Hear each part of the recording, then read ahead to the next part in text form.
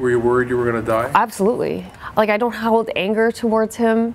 I pity him, actually. I feel sorry that his life ended tragically too. Like, he never got help. His story is over, but mine is continuing, and I have all this support, and I have, do you know what I mean? I mean, there's a much more positive ending to my story than there is for his. I also suffer if I hold that anger and that regret, and I ask, like, you know, why me? I don't want to be in that position. I don't want to think in those terms, because it doesn't, I don't feel good at the end of the day, and it doesn't help my recovery.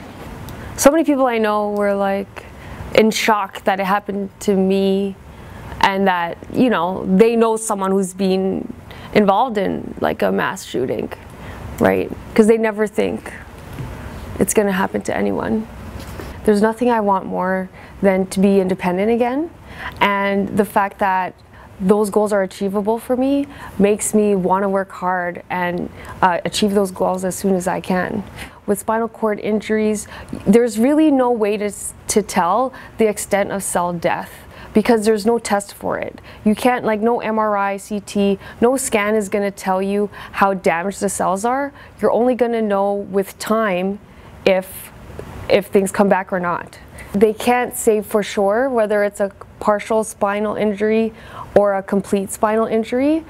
I was shot in my side, and what I understand is that it pinged off of my spine, like part of my spine, and then ricocheted a bit and then came out. From like my belly button, around my waist is kind of a fuzzy area where I have some feeling and I don't, and then but below my waist I do not have feeling. Someone had told Jerry that there was an injured person outside, and he turned to me and he said, you know, there's this injured person outside, you know, I'm gonna go. And so I immediately followed him. I didn't think I could like let him go alone, so I followed him outside, and as soon as I stepped outside I made eye contact with the shooter, and he was just standing there. He looked like an ordinary citizen, and then just like in a split second, like, he was shooting at us.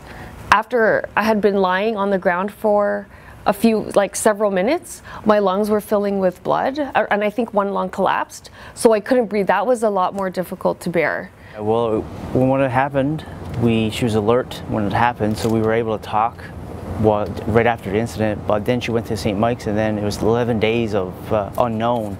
She was in a medically induced coma for 11 days. I didn't know what she was going to be like when she woke up, how her feelings were going to be, and then ever since she's woken up, she's just been getting stronger every day, like emotionally and physically. So like with her positive outlook, her like strength is something that I feed off as well, you know, makes me be strong for her. And we always joke saying, like, I couldn't do it without you, and then I'm like, well, I can't do it without you. So I'm like, where is the strength coming from? Like, it has to come from somewhere. Yeah, I'm pretty lucky. It could have been him.